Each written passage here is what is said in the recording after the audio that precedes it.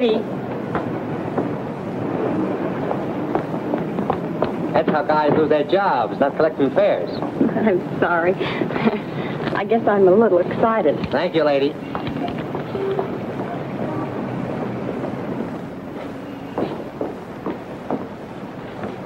Good evening. Good evening. I'm Mrs. Stewart. Would you give me my husband's room number, please? Lieutenant Stewart. Lieutenant Stewart. Yes, he's arriving today. I wired for the reservation. Lieutenant and Mrs. Paul Stewart. You say you wired for a reservation? Yes, Mrs. Paul Stewart. I'm afraid there's been a slip-up. Apparently your wire wasn't received. But I sent it 3 days ago. I'm sorry, Mrs. Stewart. Unfortunately, there's nothing I can do for you. You mean I can't stay here? Well, I wish I could help, but we're completely booked up. But I've got to stay here. This is the only place we can find each other. I thought for 2 years he was dead, and now I don't know if he's been hurt or what. Please don't be upset, Mrs. Stewart. Perhaps I can arrange something. Has Mr. Walters checked in yet? No, sir, not until tomorrow. Fine, then we can give them 816C for the night. But you will have to leave by noon tomorrow. Yes, of course. Thank you very much. Not at all. Will you register, please?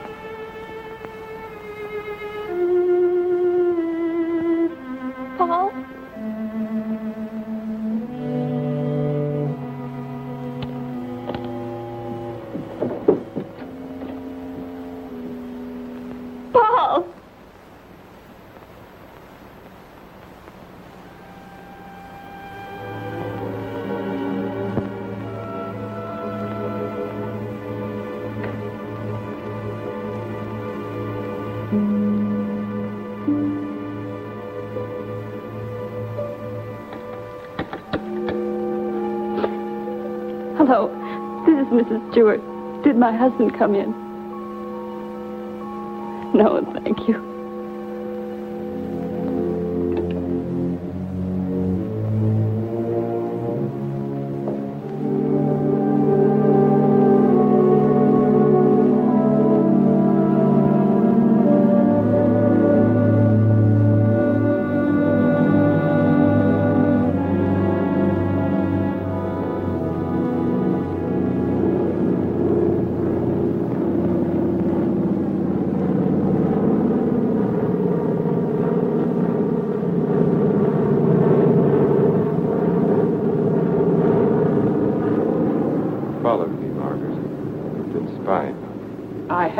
I've been watching you for months, making a fool of yourself.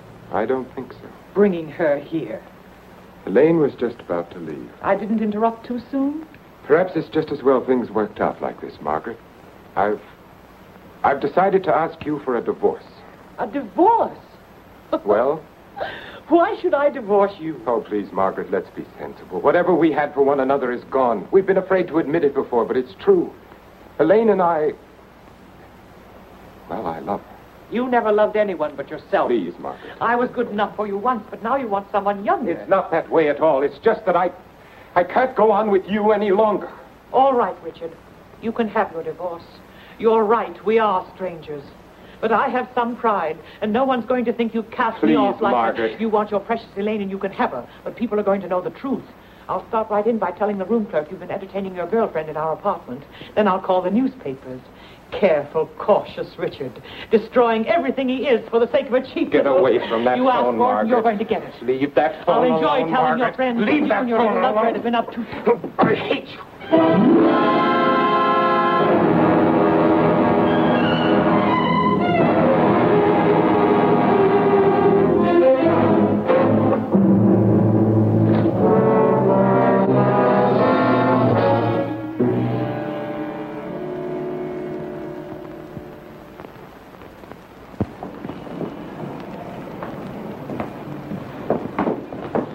Good morning. Good morning, sir. I'm Lieutenant Stewart. Oh, yes, Lieutenant. We've been expecting you. Your wife's certainly going to be glad to see you, sir. Mr. Blake, this is Lieutenant Stewart. Mr. Blake's our manager. Lieutenant, you really had us worried. I'm glad you finally got here. For a while, I wasn't sure we'd make it. The weatherman threw the book at us. Well, you're in for a real welcome. 816C, boy. Oh, that's all right. I'd kind of like to surprise her. Very well, sir. Thanks.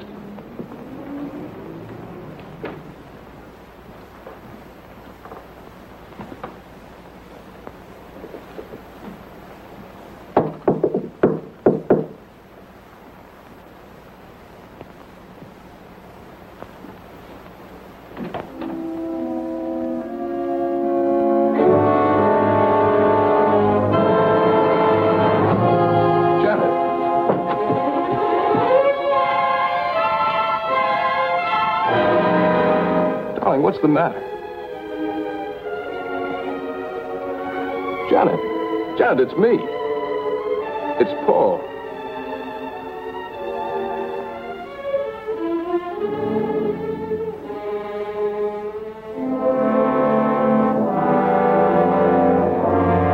Janet.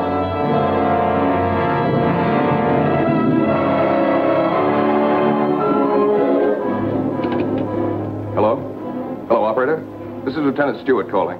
Can you send the house doctor to 816C right away? It's very urgent. Thank you.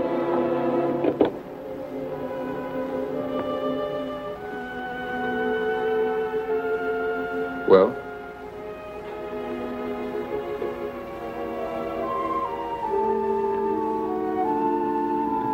What is it? What's wrong with her, Doctor? I'm not sure. I think she's suffering from some sort of shock. I'll be frank with you, Lieutenant. This is a little outside my line. But there must be something you can do for her. We ought to call in a nerve specialist, a psychiatrist. Can you suggest one? There's a very good man in the hotel, Dr. Cross. If we're lucky, we might find him in. This is Dr. Blair. Will you see if Dr. Cross is in for me? Thanks. Cross has had a lot of experience with this sort of thing. I'm all right for a broken arm or an old-fashioned hangover. But when it comes to the mind, well... hello, Dr. Cross. This is Blair in the hotel. How are you? See, I've run into something that's right up your alley. One of the guests here's had some sort of shock. No, I don't know what caused it. Oh, would you? Well, that's mighty nice of you. Thanks, Doctor. 816C. He'll be right with us. She was so alive when I saw her last. I can't quite believe this. Better snap out of it, Lieutenant. I don't want another patient. Dr. Cross is one of the best men in this part of the country. I'm very happy that he's going to have a look at it. I don't get it. What could have brought it on? I wish I could tell you. The mind's a strange instrument. What affects me may not bother you in the slightest. The workings of the mind depend on so many things inside as well as outside. You can't make hard and fast rules. Well, I suppose it is plausible that she hasn't been feeling well. Worrying about me, not knowing whether I was dead or alive. Then coming here and not finding me. That'll be Dr. Cross. Good morning, Doctor. Good morning. I appreciate your promptness. Not at all. The sooner you get to a case of shock, the better. This is Lieutenant Stewart, Dr. Cross. How do you do, Lieutenant? Thanks for coming, Doctor. My wife is in the bedroom. She doesn't know me. She doesn't seem to know anything. Were you here when it happened? I just got in a few minutes ago. When I opened the door, she was sitting on the divan. Her eyes were wide open. She was staring at nothing. Did you notice anything peculiar about her actions when you saw her last? I've been a prisoner of war for 2 years. I've just come home. Oh, I see. She's had a rugged time of it, all right. First thinking I was dead, then hearing from me. On top of all that, my plane was 12 hours late. Would you say that she was a nervous, imaginative girl? No, sir. I've known her all my life. We came from the same small town in Michigan. Went to school together. She's just a nice kid. What's wrong with her, Doctor? She's had a nervous collapse, went into shock. Where did you find her? In the living room. In the living room? You said she was sitting on the divan. Yes, right here. I see. What do you think could have caused it, Doctor? Well, that's difficult to say.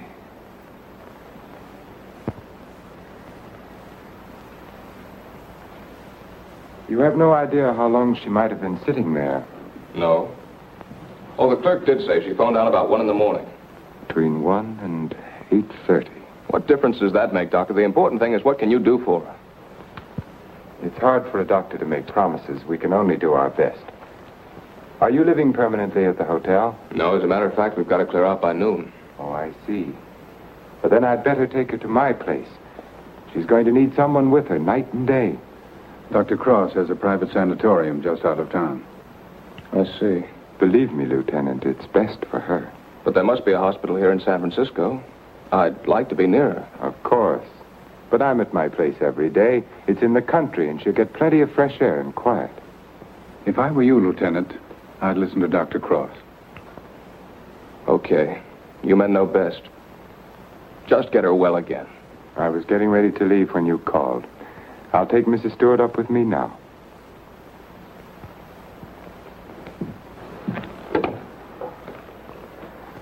Hello, this is Dr. Cross. Will you get my office, please? I'm going along with her, Doctor. I'd rather you waited, Lieutenant, until I've been able to give her a thorough examination. It's quite possible your presence may excite her and do her more harm than good. It's just that it's been so long since I've seen her. Why don't you drive up with me tomorrow? Miss Jordan, will you call the hospital and tell Miss Hatfield to have a room ready for a new patient? We'll be there shortly. Yes, that's right. You pick us up at the hotel. Right. You'd better pack a bag for your wife, Lieutenant. Thanks, Doctor.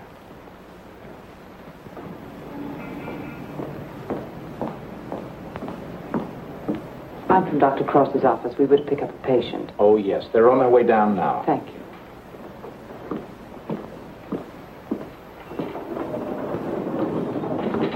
Your car's waiting, Doctor. Thank you. This is Miss Jordan from my office, Lieutenant Stewart. How do you do, Lieutenant? Mrs. Stewart has had a nervous collapse. What a shame. Don't you worry, Lieutenant. We'll soon have her well again. You'll call for me in the morning, right? Yes, I'll pick you up at 11:30.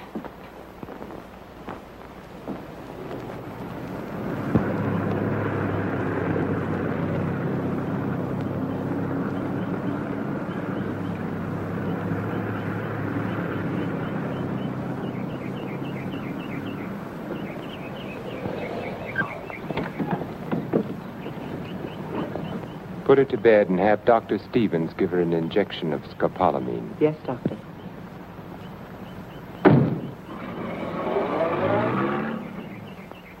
Miss Hatfield, Good morning, Doctor. your patient is coming in at the ambulance entrance. You have a room ready? Yes, I have, sir. Thank you.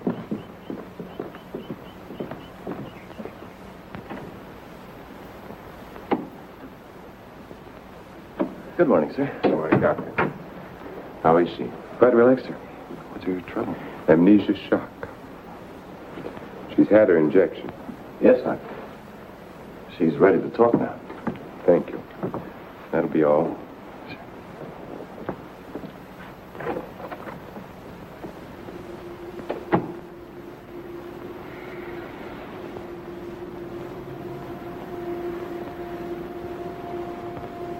I'm Dr. Cross, Mrs. Stewart. I'm your friend. I'm here to help you. I want you to think. You're going to remember things now. You went to meet your husband at the Belmont Arms. Do you remember that? You were worried about Paul. He didn't arrive on time. You were too nervous to sleep. Did you walk out on the balcony? Yes. I walked out on the balcony. See, you can remember. Now, what did you see from the balcony? They were quarreling. You heard them distinctly? I... Did you hear them distinctly? He's trying to stop her. He's going to hit her. He's hitting her head. He's killing her. Who? Who's hurting the woman? That man. He's her husband. He's killing her.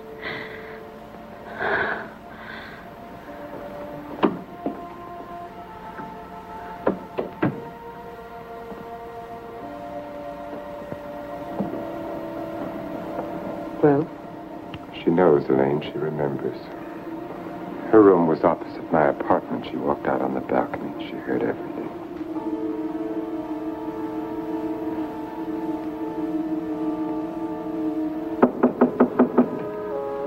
Yes? Can you come now, Doctor? They're having trouble with Mr. Edwards again. Yes.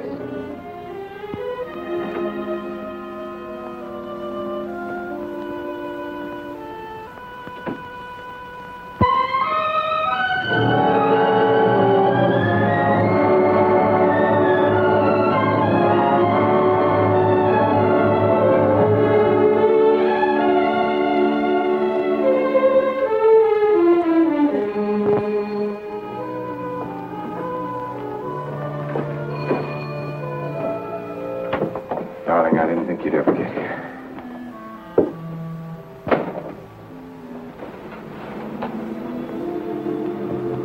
I love you.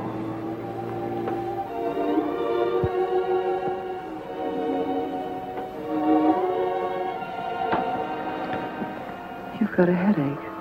I can tell from your eyes. Yes, it's bursting.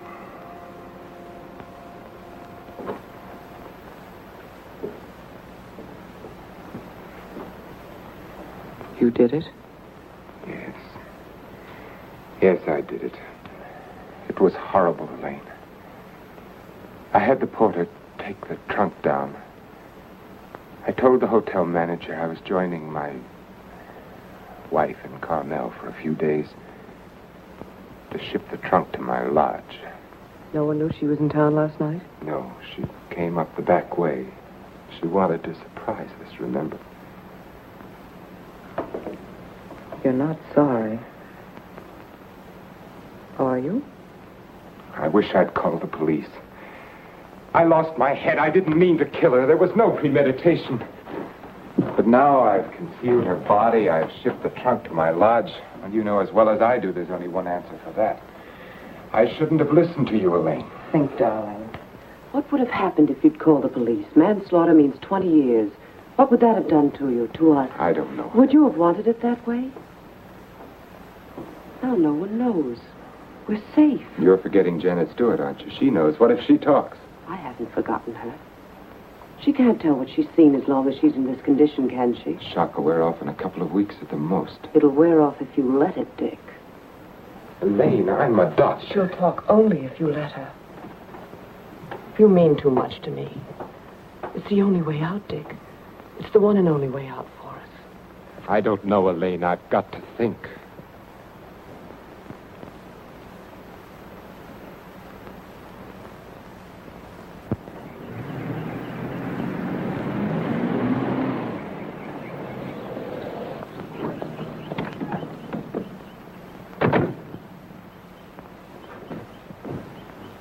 Good morning, Mrs. Penny. Good morning, Doctor. You're looking very well today. Thank you, Doctor. Good morning, Doctor. Good morning, Miss Hatfield. This is Lieutenant Stewart. Miss Hatfield's our head nurse. How do you do, Lieutenant? Is Miss Jordan with Mrs. Stewart? Yes, she is, Doctor.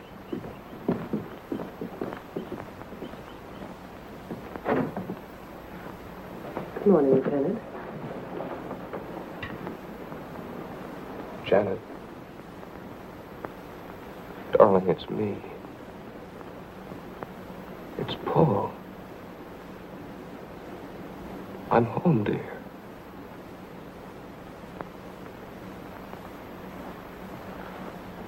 She's worse. Not really. She was restless, and we gave her a sedative. You've got to be patient, Lieutenant. It's going to take time. And you must try to stop thinking of your wife as she was. You see, when you were reported killed, she had a terrible time adjusting herself, but she did. Then when the news came that you were alive and on your way home, it was hard for her subconscious to accept that because the first adjustment had been so difficult. Then, of course, when your plane was late, she thought she'd been tricked, that you'd never sent that wire. Don't try and let me off easily, Doctor. Give it to me straight. Tell me, can you help her? That's a very difficult question to answer. Sit down, Lieutenant. The mind is a delicate, fragile thing. It's almost as intangible as faith. And that's what you're going to need. A lot of faith in yourself and in your wife and in me. Please don't think I haven't faith in you, Doctor, because I have. But yesterday, after you left with Janet, I needed someone to talk to. Of course. So I went to the Army hospital and I talked with some of the doctors. I told them Janet was in your care. They said that I couldn't find a better man. But, well, you know how it is. I figured that maybe two minds might be better than one. And I asked if another opinion mightn't help. Well, that's perfectly understandable. If you want a consultant, by all means, bring one in. Thanks. They recommended Dr. Franklin Harvey. Harvey? Well, I studied under him. He's probably the best man in his field. Oh, that's swell, Doctor. I was a little embarrassed. I didn't want you to think that... Not at all. I'll phone Dr. Harvey and have him out here. Good. Well, I might as well go back to town. If it's all right, I'll run out again tomorrow.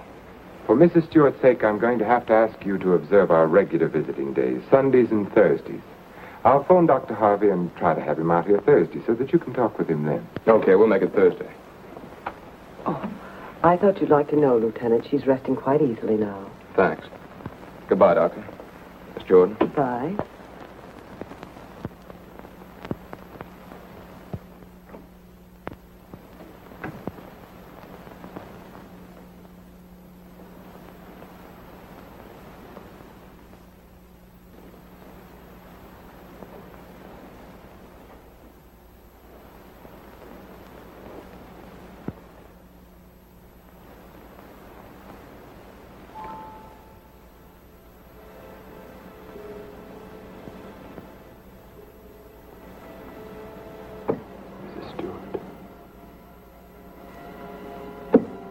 Stewart.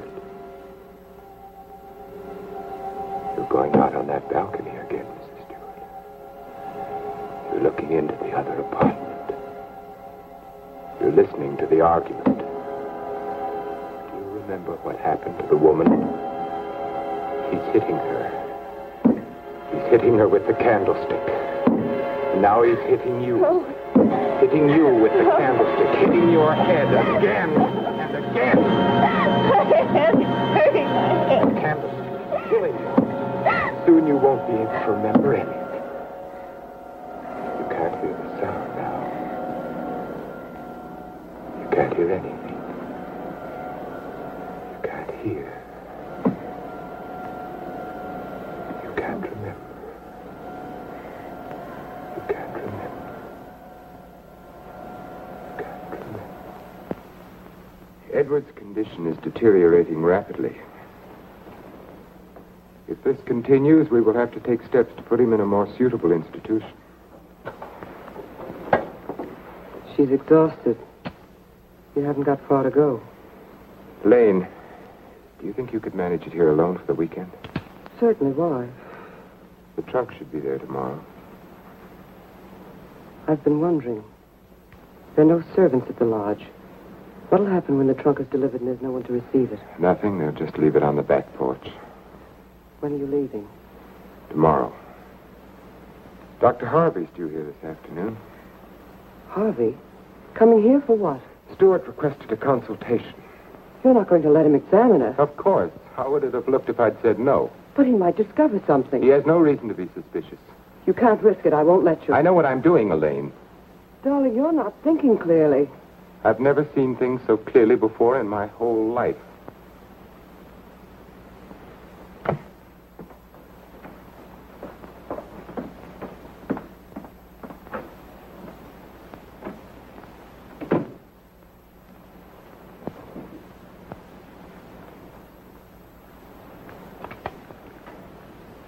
You'll send me a report on her spinal test Yes, Dr. Harvey. and the other specimens. Yes.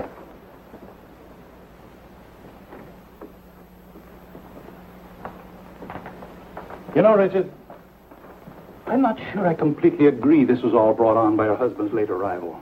That was a contributing circumstance. I feel there may have been something else. Well, that's always possible, of course, sir. But I found no evidence of it. Just speculation. Will you have a cigar, sir? Yes, thank you. Let's continue the present treatment and see how she comes along. Yes. I notice, Richard, you've been giving her sedatives. Yes, I have. She's been pretty difficult at times. I'd go easy on them. If she's under sedation, there's no way of knowing when she comes back to normal. No, I'd planned to take her off them within the next 24 hours. Fine. By the way, how's Margaret? I'm joining her at the lodge. Give her my regards when you see her. I will, thank you, sir. Well, I'd better talk with the young man. Sometimes I wonder which are more difficult, patients or their families.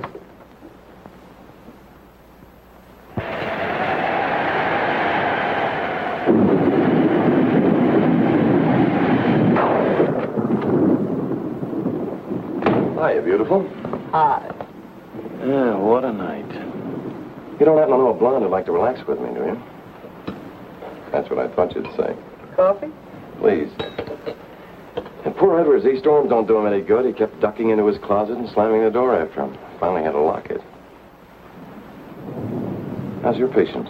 All right, I guess. I was talking with her husband. It's kind of tough coming home and finding a wife in that condition.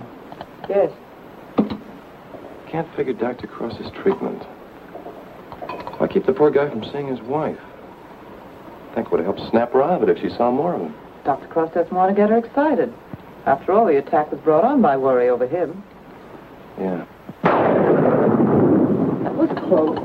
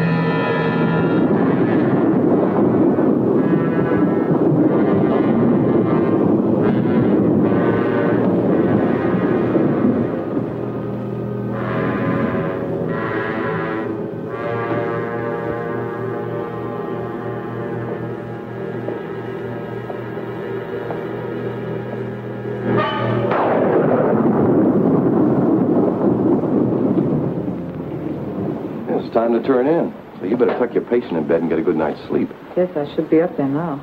Tell me, is it true that doctors get a night off once in a while? If you had a night off, you wouldn't know what to do with it. Wouldn't I? Wouldn't I? Good night, Doctor. Good night.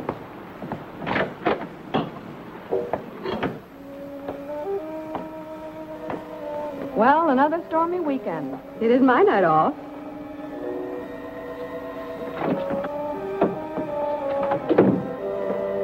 Well, anyway, the rain will help Jane on her day off.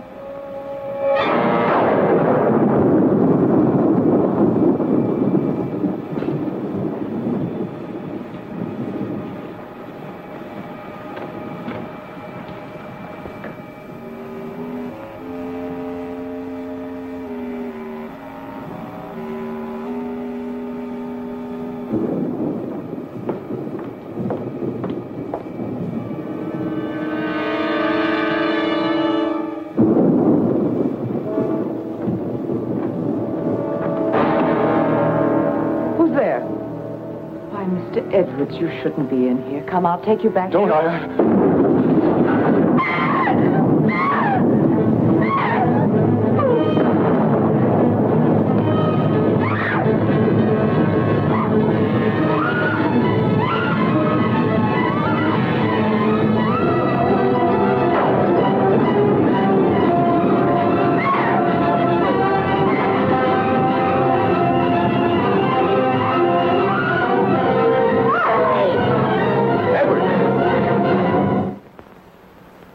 Don't be afraid. We won't let the storm hurt you. You're coming back to your room, aren't you, Mr. Edwards? Aren't you, Mr. Edwards?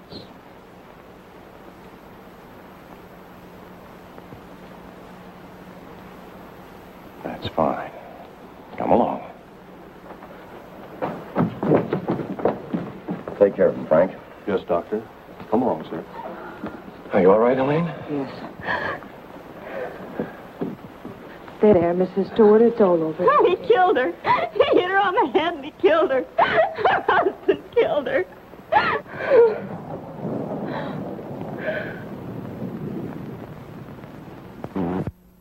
This became very violent last night. This morning we found that he had a key hidden away. I ordered the lock on his door to be changed. As for Mrs. Stewart, she's suffering from hallucinations. She keeps insisting that she witnessed a murder, which obviously... Come in. Oh, hello, Lieutenant. They told me I'd find you here. I hope I'm not interrupting.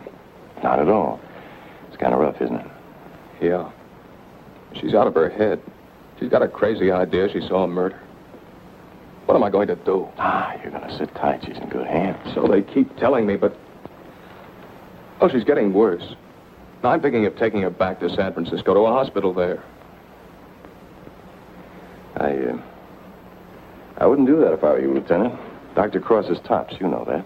You brought Harvey in to consult you. Can't do any better than that. But I can't just sit around and watch her get worse. I've got to do something. Lieutenant, I wouldn't try to kid you for the world. So far, we've tried to snap her out of it with quiet and rest and simple foods. Well, there are a dozen other things we can do. Electric therapy, insulin shock. Insulin shock. They use that in the Army on guys who blow their tops. Sure they do, because it often helps. But you're not going to turn it down on that account, are you? No. Well, relax. The setup here is perfect. Everybody's rooting for you. Now, just take it easy. You mean that? Okay. Say, put in a couple of extra licks, Doc. I'd kind of like to take her home soon. Okay, Lieutenant. We'll do everything we possibly can for her. Goodbye, Doctor. Goodbye. Come on, take your car. Look at this. Mrs. Cross is dead. What? The body of Mrs. Margaret Cross, wife of the noted psychiatrist, has just been recovered from its resting place among the rocks at Point Lobos. Mrs. Cross has been missing since Friday night. Coroner Jess Haynes has pronounced the death accidental.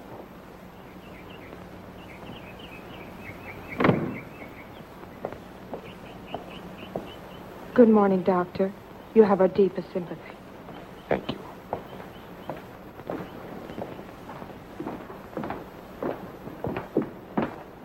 I'm terribly sorry, Doctor. Thank you. Will you come in, Miss Stewart? Yes, sir.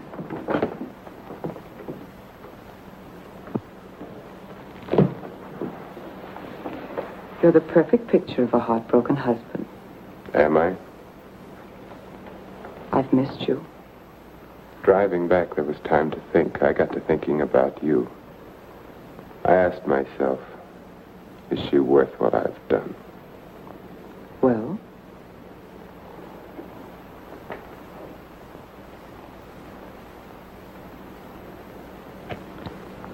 That was a very satisfactory answer. How did things go while I was away? Oh, darling, things are going so well I can hardly believe it. What do you mean? Mr. Edwards got out during the storm. He went into a room. What? He went after me. I struggled with him. She woke up and confused Mr. Edwards with you. She was thrown back into that night at the hotel.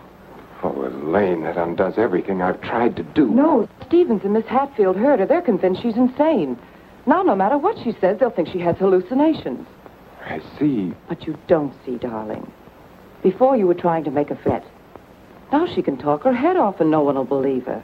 If we can encourage her to talk, convince her husband that she's insane, we can keep her here as long as it suits us. Then have her committed.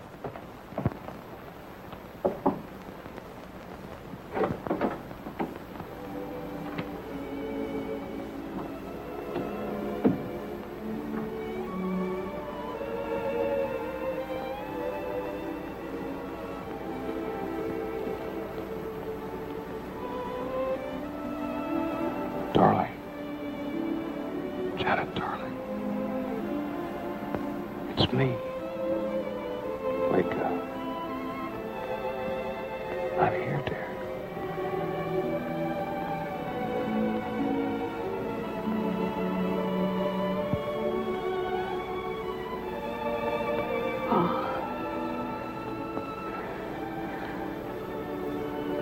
I've waited all night for you, darling. What took you so long? Don't worry, I'm with you now. We have to be out by morning, Paul. They won't let us stay. Lieutenant Stewart. You shouldn't be in here. Paul! It's him! Who is it, dear? Him! He killed her. He killed his wife. We picked something up, Paul, and he hit her with it. He was arguing with her, and he killed her. I know, dear. You've upset her, Lieutenant. You shouldn't have come in here. Come outside with me. Give her a hypodermic, nurse. Don't leave me here. You'll kill me. Come back. Paul, no. What is it, Doctor? What's happened to her? Lieutenant, I'm going to be perfectly frank with you. What you've just heard is something I've been afraid of. There are times when patients emerging from amnesia suffer from delusions. It doesn't happen often. I'd hoped it wouldn't happen in her case, but you heard her yourself. But why? Well, that's hard to explain. But if you come with me, I think I might be able to clarify it for you.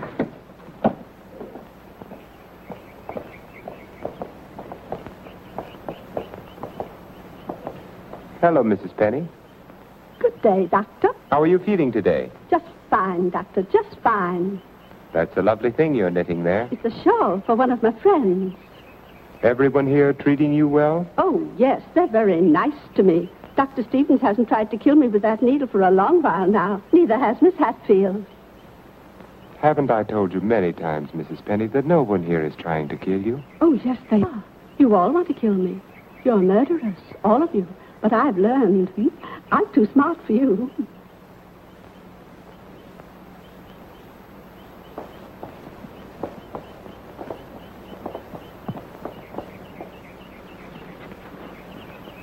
What you've just heard, Lieutenant, for the second time, is the typical attitude of many of our patients towards the hospital staff.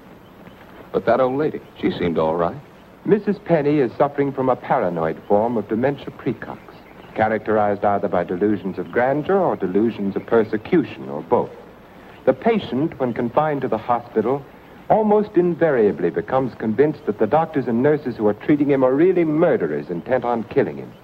This delusion is quite common among mental cases in an institution of this sort. Are you trying to tell me my wife is out of her mind? No. Out of the mind denotes complete loss of reason. Mrs. Stewart hasn't reached that stage. But she's got the same crazy idea as the other patients. Right now, she's merely suffering delusions. However, I feel it's only fair to tell you, Lieutenant, that this condition can become worse. Our fight now is to prevent further deterioration of her mind. You've got to help her, Doctor. You've got to get her well again. I'll do everything I can. Believe me.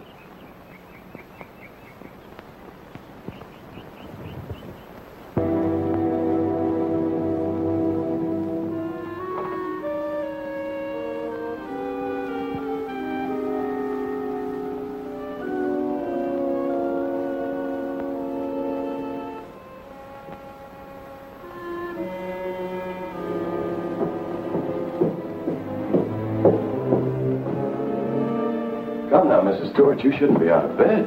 Will you help me, please? Please, please help me. Get the police here, please. We don't need the police, Mrs. Stewart. You come along with me and everything will be all You right. don't understand. There's nothing the matter with me. I want the police.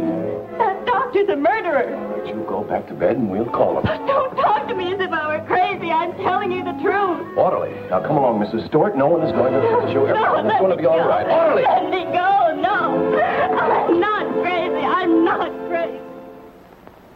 I wish you could have been there to see her yourself. Yes, I heard about it this morning. She had the usual delusions. She kept insisting that you were a murderer. You know how they get. She wanted me to call the police. For a moment, she became very violent.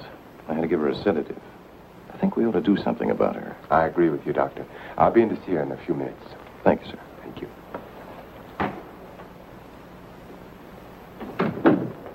There, you see? Everything worked out just as we planned. Yes.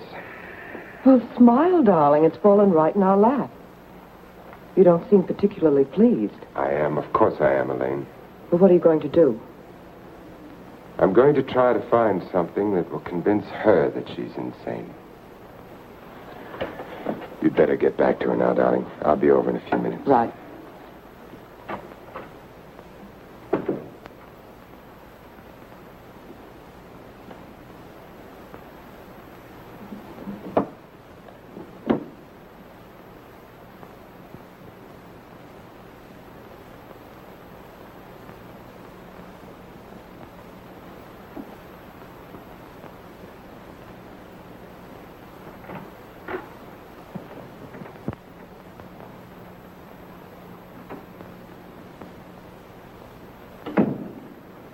You feeling any better today? I'm all right. There's nothing the matter with me. Miss Jordan tells me that you're still talking about some woman I'm supposed to have killed. I've asked you to stop thinking about such things, Mrs. Stewart. But it was your own wife. If I can prove to you that you couldn't have seen me kill my wife, would you believe that this is a delusion you've been suffering from? You were arguing with her about a divorce.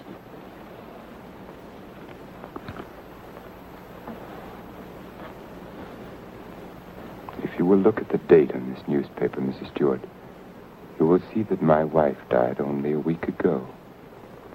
You have been a patient here for over 3 weeks now. 3 weeks? That's right. So you see, this has all been a very vivid dream. You must fight these dreams, Mrs. Stewart, or they're going to become worse, and we don't want that to happen. My mind is all right. It's not all right, Mrs. Stewart. Your mind is sick, and it's getting worse. My mind is all right. You wouldn't want your husband to see you in that condition, would you? He doesn't even want to see you when you're like this. You're losing your mind, Mrs. Stewart. No. Losing your mind.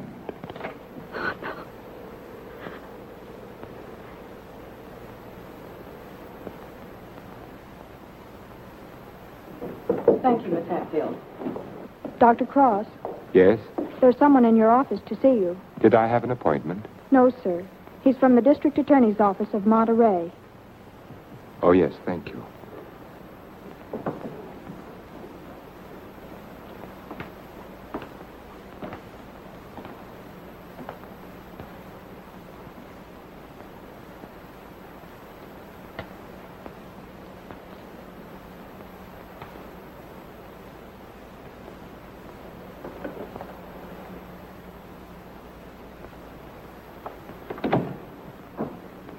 Dr. Cross?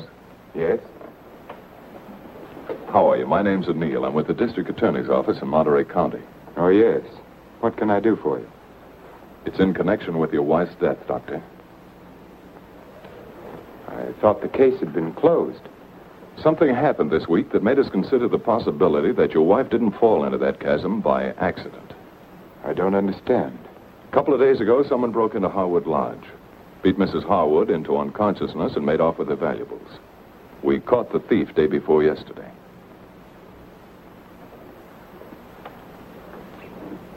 But what has that to do with Mrs. Cross's death? It may not have anything to do with it. It occurred to us that since the lodge was so close to your place, the man who clubbed Mrs. Harwood may have paid a visit to your wife. You've lived around Point Lobos for nearly 10 years. Mrs. Cross spent much of her time there. She must have known those cliffs pretty well, even at night. Yes. I'd hate to think that I'm not saying it was murder, Doctor. I'm just checking. Of course. I'll do everything I can to help you. I knew you'd feel that way about it. Have you checked your place to see if anything was missing? I'm sure there isn't, or I'd have noticed it. If it's all right with you, Doctor, we'd like to have Mrs. Cross's body exhumed. But the coroner said... It was only a routine examination. Well, I don't know if that's necessary, Mr. O'Neill. You've got your man. All we've got is a drunken old tramp who clubbed Mrs. Harwood and stole a little money and jewelry. We can't know about Mrs. Cross unless the body's exhumed. But it seems almost sacrilegious. Hasn't she been through enough? Haven't I? I'd hoped you'd be more understanding, Doctor. Naturally, we'll get a court order, but it would be much simpler if you... If this tramp killed your wife, you want to see him punished, don't you? Of course. Then you can't conscientiously object to the exhumation. No. No, Mr. O'Neill, I can't. If the man is guilty, he must be punished, of course. Thank you, Doctor. You'll hear from me one way or the other within the next few days. Thank you for your cooperation.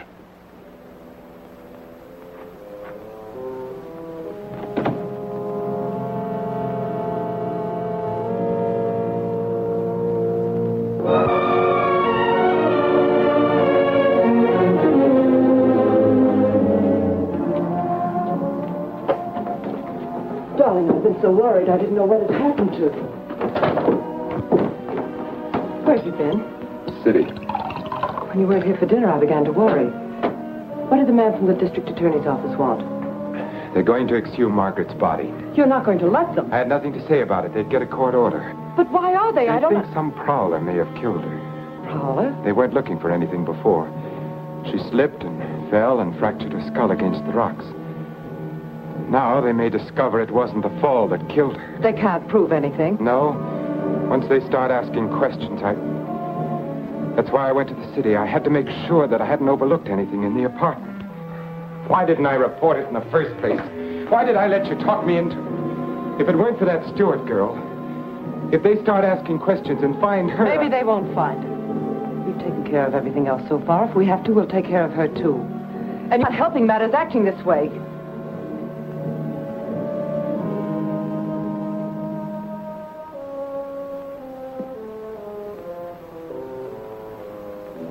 If a man wanted to, if he had courage, he could get rid of her and no one would ever know. Doctor has an advantage. I could give her insulin shock treatment. Shock treatment's indicated in a case like hers. I could give her 4 injections. Then with the last one, an overdose. No one would ever know the difference. Then we'd be safe. No matter what the district attorney's office found, we'd be safe. They'd have nothing on us, Richard. We could get married then. You'd be yourself again, Richard. We'd find peace and quiet here, just the two of us. You don't think I'd do it, do you? Why not? Is her life more important than ours? I've had enough. Look, Elaine, I can't go on like this. Things keep piling up. First it was Margaret, and then tricking that child so that she'd forget. Then convincing her that she was insane. There's a limit beyond which even I can't go.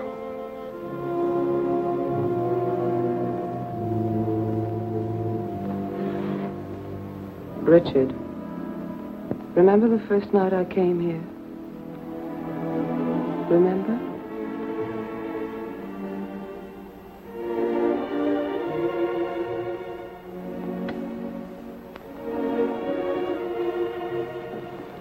You were alone. You were sitting here in front of the fireplace with a sick headache. The lights were out. You didn't hear me when I knocked, and I opened the door and you said, "Oh, it's you, Miss Jordan." You called me Miss Jordan then, remember? I told you I had to see you about Mrs. Penny's prescription. You talked to me and you saw that I was tired and you asked me if I wouldn't have a drink. I hesitated and you said, "I won't bite your head off, Miss Jordan." We had a drink. Remember? You sat here for a long time and then suddenly you laughed and you said your headache was gone. And you asked me about my family and I told you. And we both laughed. Remember?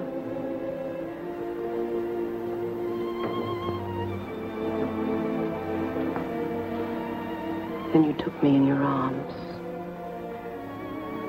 I know you remember that. I won't do it, Lily. I won't do it. Just a minute, I'm coming.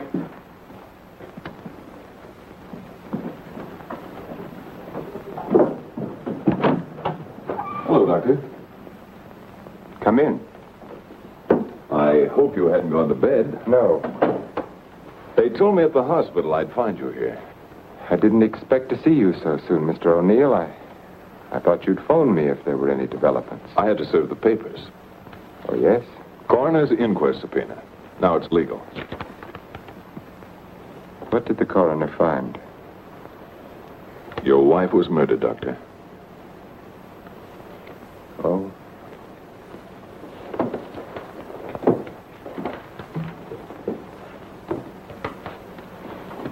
Are you sure? Yes, sir.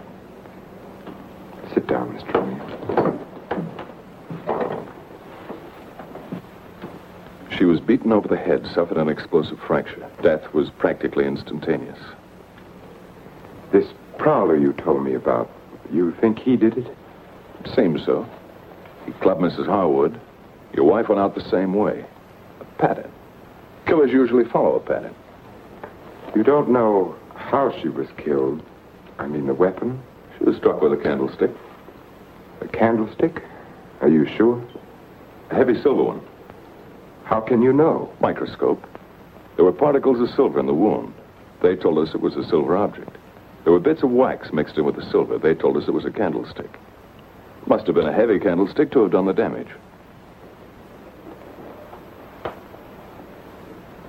Just routine, Doctor. A criminal doesn't have much of a chance these days, does he? No, sir. By the way, do you have any silver candlesticks at the lodge? We might have. I'd like your permission to go through the house. The murderer may have left the candlestick behind, in which case we'll get fingerprints. If he got rid of the weapon, we may be able to find the mate.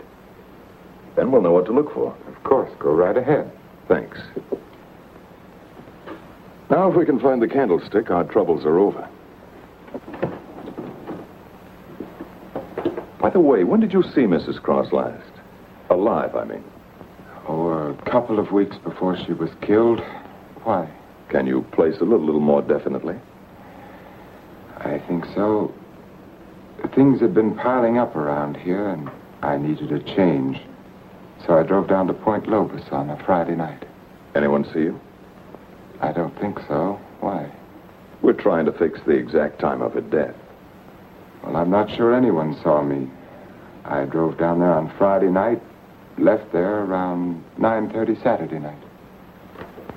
Well, it's not too important. Naturally, I want to do everything I can to help you, Mr. O'Neill. If I think of anything, I'll get in touch with you. Thanks. Sorry to bother you so late. That's all right. See you at the inquest. Good night, Doctor. Good night.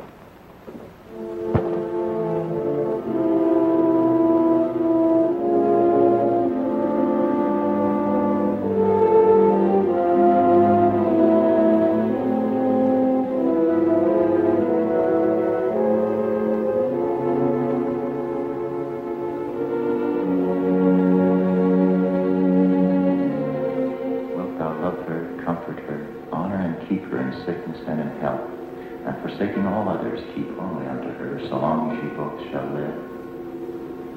I will. What's the matter, Richard? You haven't been yourself lately. Something on your mind? Darling, what's happening with us? Richard, I must speak to you. People are talking about you and that nurse, Miss Jordan. How do you like my hair, Richard? Of course, I've had it dyed. Everyone says it makes me look years younger. I could give her 4 injections. Then with the last one, an overdose.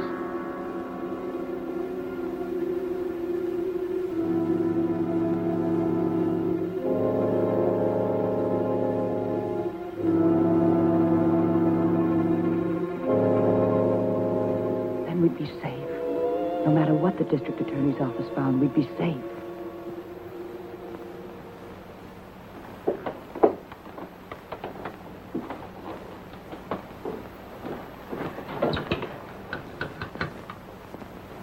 Get me Lieutenant Stewart, please. Treatment itself consists of a series of shocks brought on by injections of insulin. The dosage and the degree of shock is gradually increased until we've reached what we feel is the limit the patient's system can stand. Well, if you do give Janet this insulin, how certain can you be that it'll help her? I'm neither a miracle man nor a prophet, Lieutenant. If medicine were an exact science and not an art, I might be able to tell you. But you think there's a chance? Yes, I do. I have seen it work in the Army. All right, Doctor, go ahead and try it. Fine. We'll begin the treatment tomorrow morning.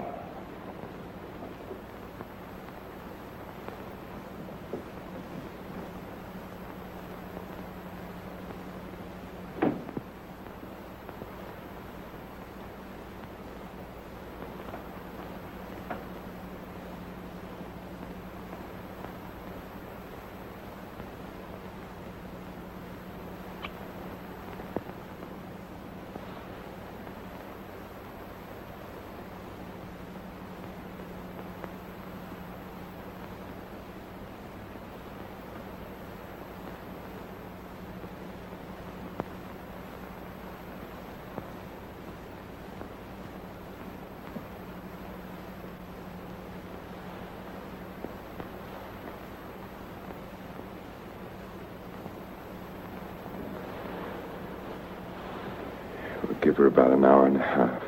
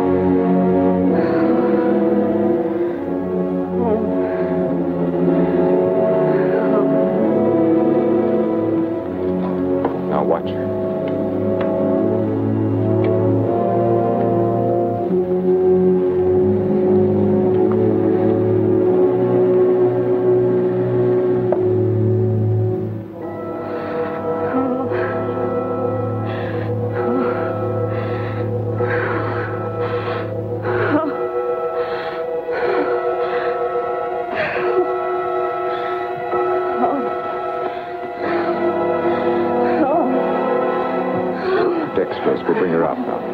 No, Leah.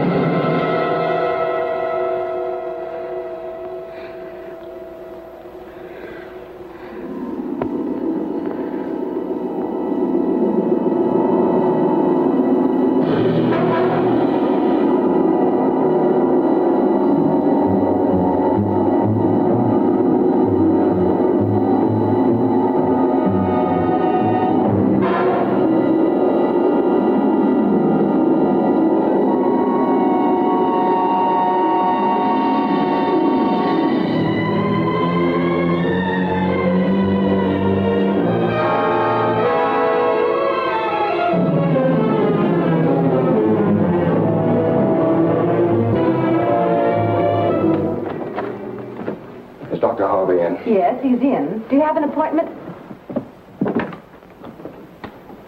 I'll be glad to consult with you, Doctor. I'm sorry to break in this way. But my secretary will make the appointment. I had to see you, Doctor. It's about my wife. She's been getting insulin shock treatments. Now, just a moment, young man. Oh, it's Lieutenant Stewart. Well, we've had some wonderful results with insulin. But after 3 treatments, she still insists she saw Dr. Cross murder his wife with a candlestick. Murder his wife? Yes, and she says he's trying to kill her now. Well, that's a very common delusion. Mrs. Cross is dead, and Dr. Cross did live in our hotel. You and the Crosses were in the same hotel? In the Belmont Arms. I see. And when was it she said that? Yesterday? Yes, after the treatment.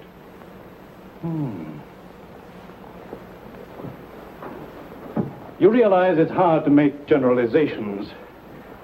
But as a rule, the patient is completely normal immediately after insulin shock. They may relapse into their hallucination after this lucid period. But for that moment, no matter how bad the case, the patient speaks the truth. You're telling me in your own way that Janet's normal. That she's got something on Cross, and he's pretending she's crazy to save his own neck. Well, I'm not saying quite that, but, Will you read this, Doctor?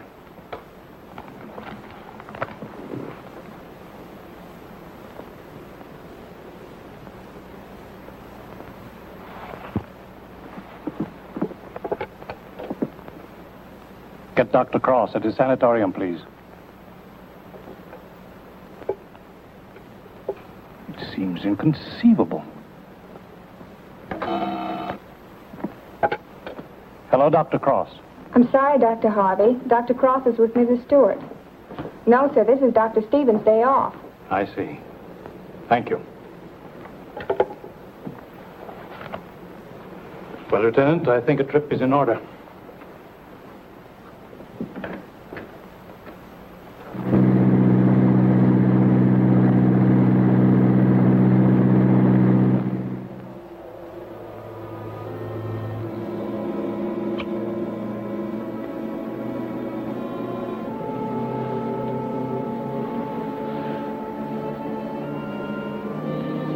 She's the only one who knows Richard. No matter what O'Neill says or anyone else, if she's out of the way, we've nothing to worry about.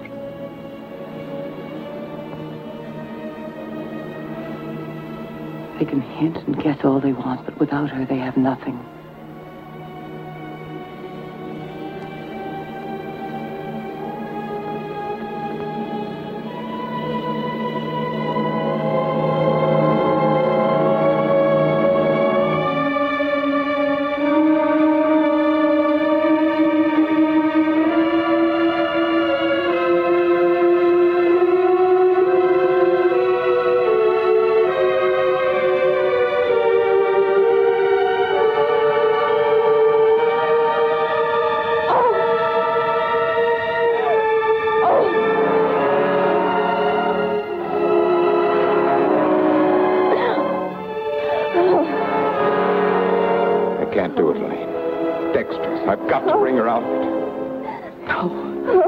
No, you can't.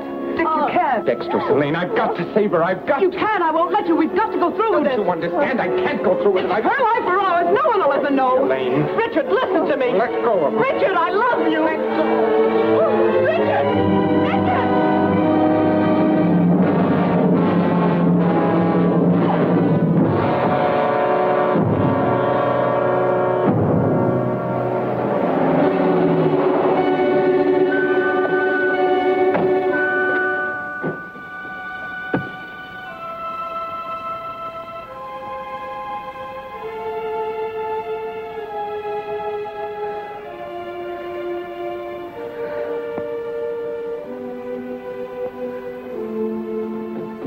Dr. Cross, where is he? Mrs. Stewart. Come along, I may need you.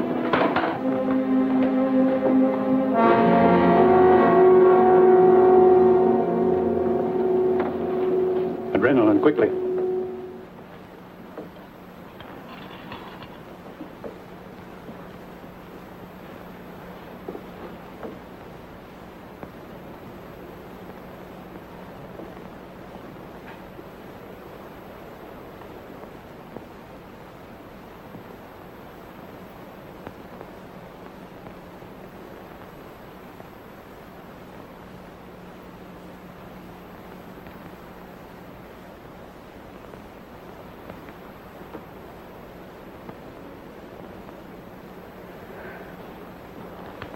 Don't worry, son. She'll come out of it in a couple of hours, and you'll be able to take her home in 2 or 3 days.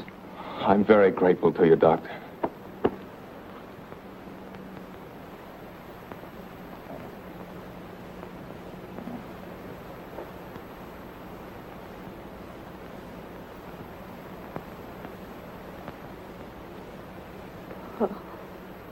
Oh, Janet, darling. September 13th. In the case of Janet Stewart. I gave her insulin shock again today, for the 4th time.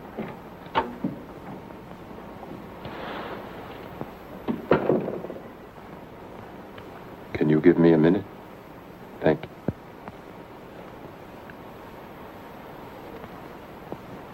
Dr. Harvey completed the treatment successfully, and the case is closed.